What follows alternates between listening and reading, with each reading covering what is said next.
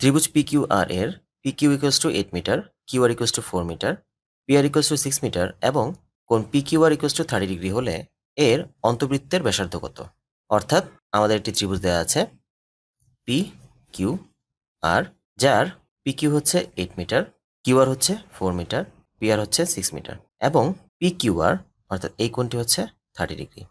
তো এই ত্রিভুজের অন্তবৃত্তের ব্যাসার্ধ বের করতে বলা হয়েছে। আমরা অন্তঃব্যাসার্ধ নির্ণয়ের সূত্র জানি যে ক্ষেত্রফল ডিভাইড বাই অর্ধ পরিসীমা। এখন এই ত্রিভুজের ক্ষেত্রফল বের করা যাক।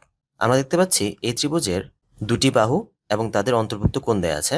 তো আমাদের কোনো ত্রিভুজের দুটি বাহু এবং তাদের অন্তর্ভুক্ত কোণ দেওয়া থাকলে সেই ত্রিভুজের ক্ষেত্রফল নির্ণয়ের সূত্র হচ্ছে হাফ ইন্টু বাহুদ্বয়ের গুণফল ইন্টু সাইন থিটা, এখানে থিটা হচ্ছে 30 ডিগ্রি, ডিভাইড বাই অর্ধ পরিসীমা, দ্যাট মিনস 3 বাহুর যোগফল ডিভাইড বাই 2, 8 + 6 + 4 ডিভাইড বাই 2।